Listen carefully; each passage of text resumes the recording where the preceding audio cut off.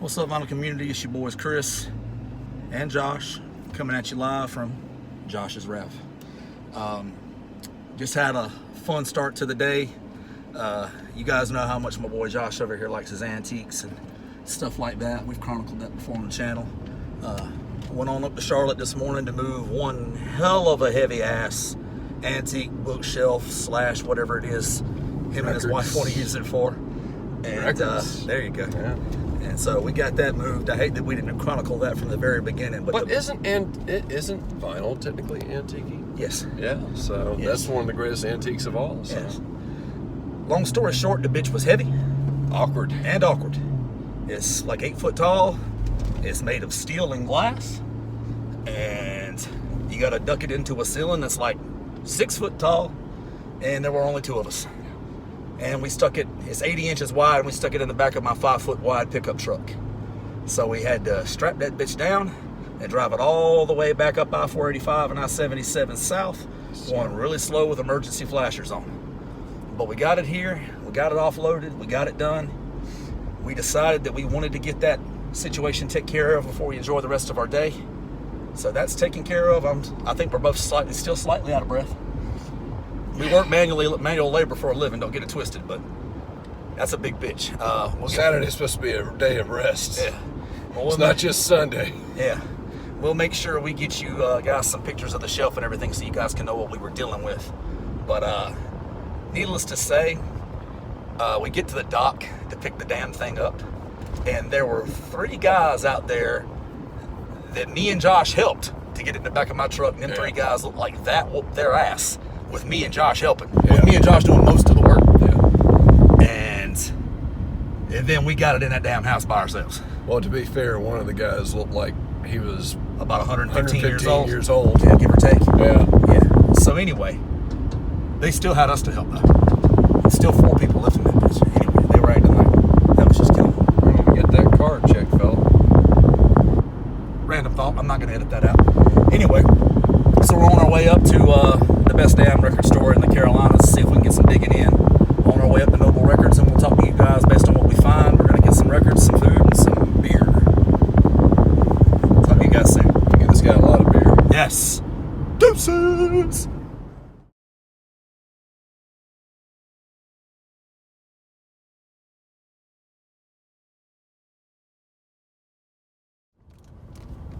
What's up, vinyl community? It's your boys Chris and Josh coming at you live outside of the best damn record store in the Carolinas, Noble Records.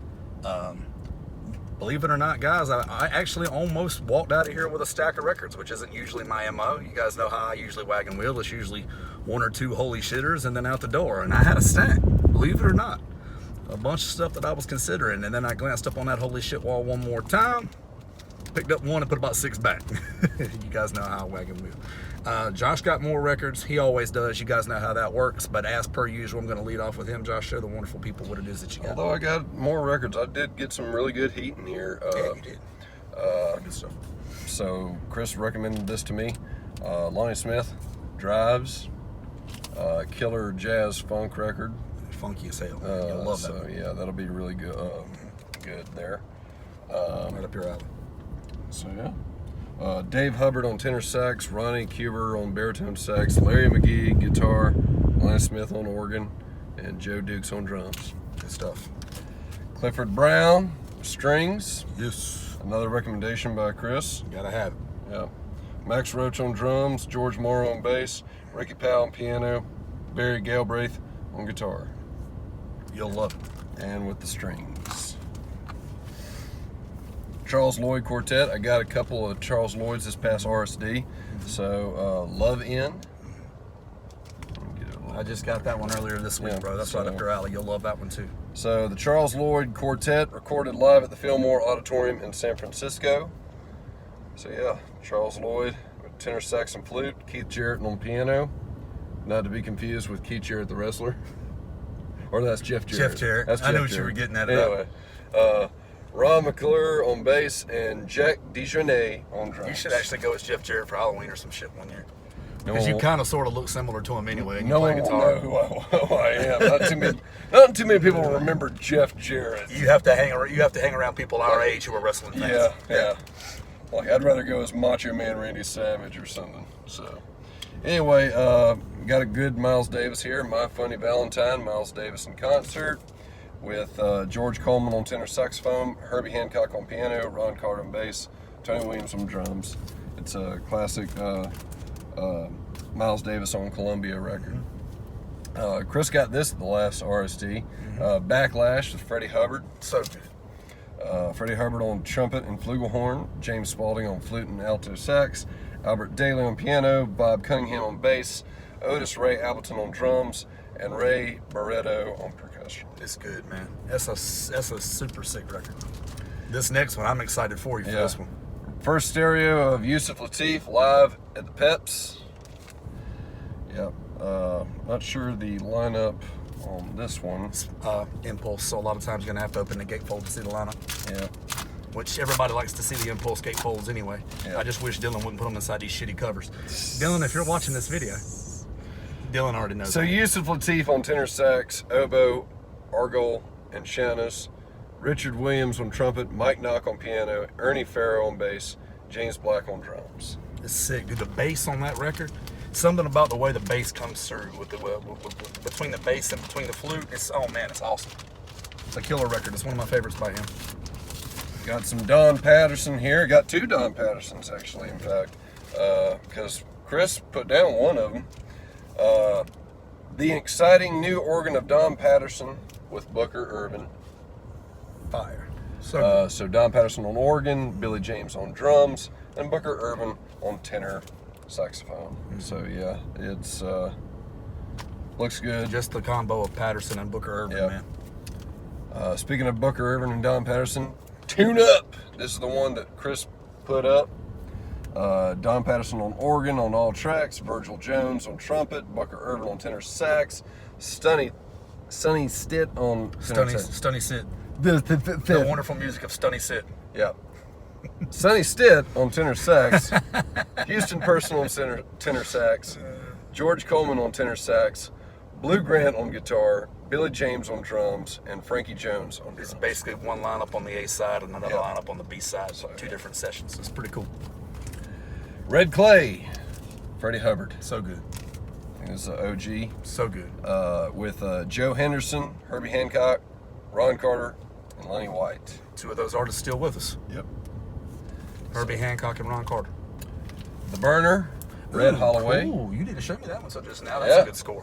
Red Holloway on tenor sax, Paul Serrano on trumpet, John Patton on organ, Eric Gale on guitar, Leonard Gaskin on bass, Herbie Lavelle on drums. That's on on the A sides and a little bit on the B sides. And then Hobart Dotson on trumpet, George Butchka on organ, Bobby Durham on guitar, Thomas Palmer on bass, Charles Lindsay on drums. And then also got Cannonball's Sharpshooters. Recently got Cannonball Adderley's Quintet in Chicago, which is a killer album, great lineup. And if I'm not mistaken, with this lineup, I have some of the same people. Pretty sure Coltrane's not on that one. Watch. Yeah.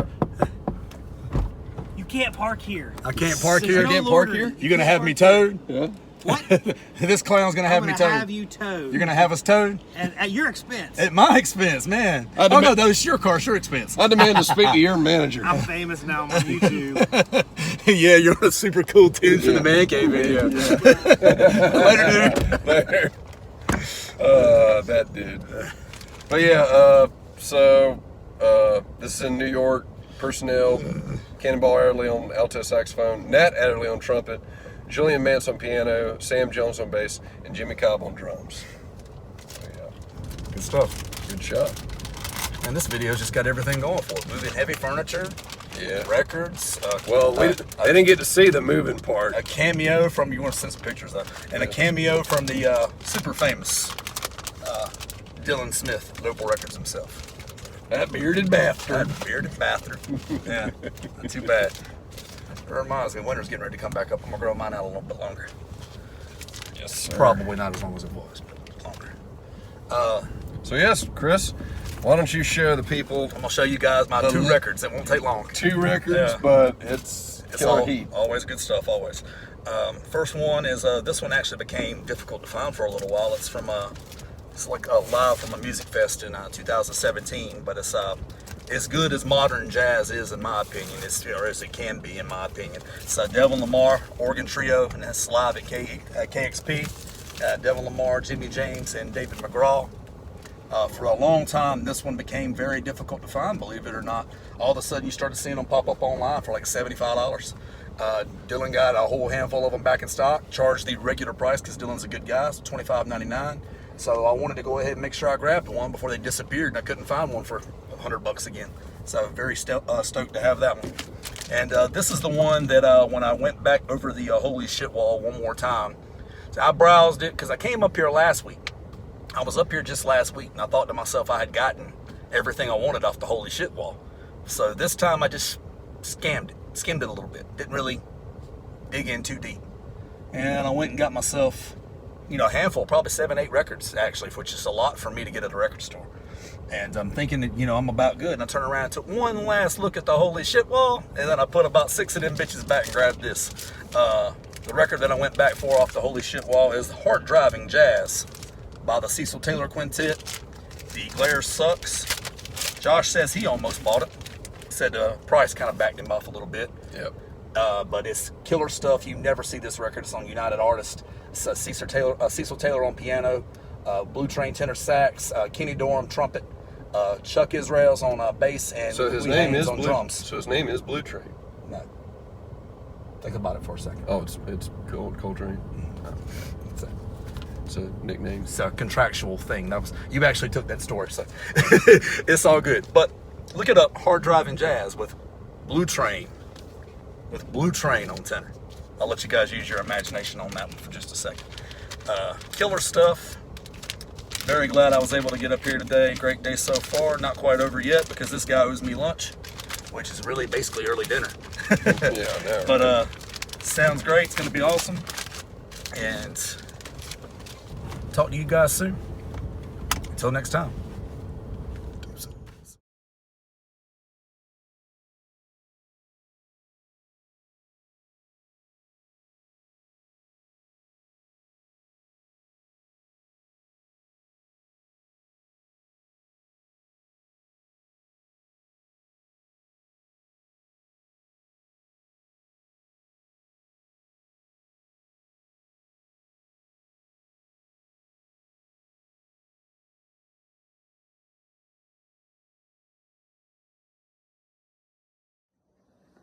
So my record that I got at this store was a double album, John Lee Hooker's Madman Blues, Chess Masters double LP.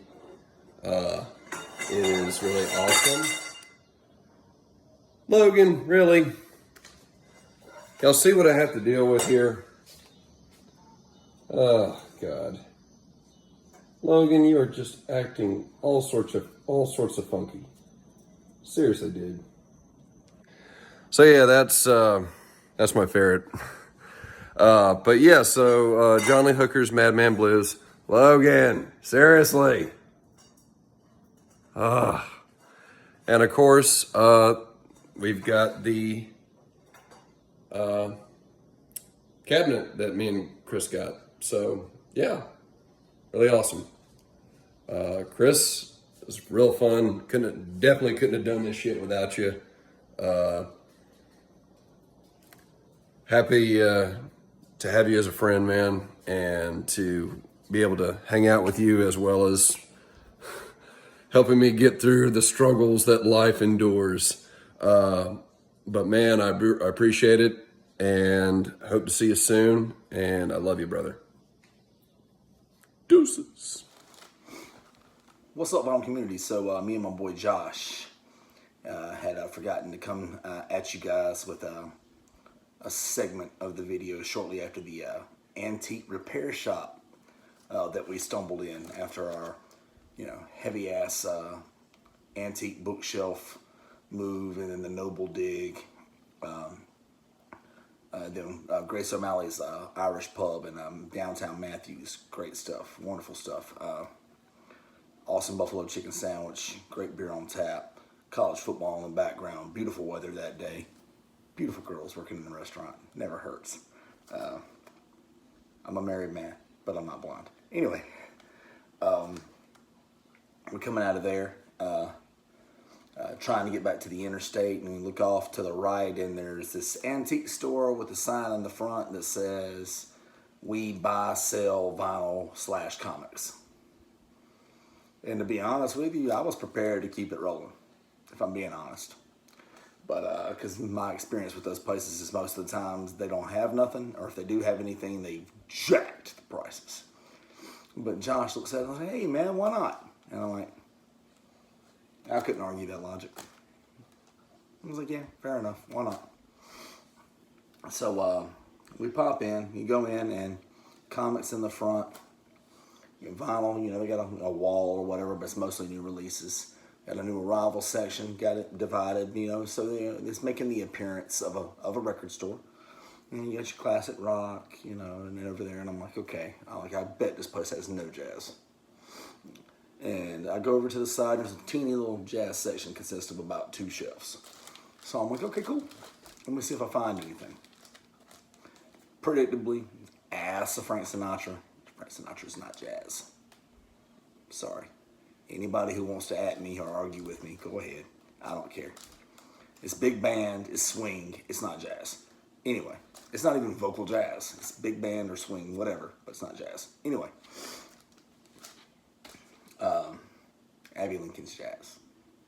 Johnny Hartman's jazz. Anyway, at me any way you want to. I don't care. If you make a valid point, we'll talk about it. If not, I'll skip it.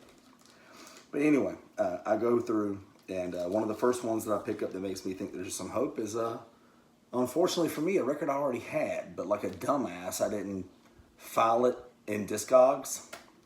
So I bought it twice. Good for me, as I got friends that like to buy my doubles, but it's Lonnie Liston Smith and Cosmic Echoes Renaissance. And it's an OG press. It's a wonderful record, phenomenal. I've already sold this exact copy to my boy Ed that you guys hear me talk about before all the time. But I grabbed this one and I brought it home and had no idea that I had, you know, multiples. And then I go digging through the shelf for stuff I could potentially sell to make some money for Dylan's at Noble Records 2-year anniversary sale, and I come up on another copy. I'm like, oh shit, you know, okay, cool, I'll sell one. So technically this was already spoken for. It's not even mine, but it was for a few days. Next up, Herbie Hancock Future Shop. You know, $12. It's later era Herbie Hancock. By the time it comes out, it's hard to even call it jazz, because you know, Herbie's been through so much and experienced so much and experimented with so much. You know, whether it be, you know, fusion or, you know, even, you know, like some rock, some electro, some, you know, some of everything. But still, Herbie Hancock for $12. I didn't pass. Clean. Next up is a record I've probably owned a dozen copies of in my day. It's Miles Davis, Bitches Brew.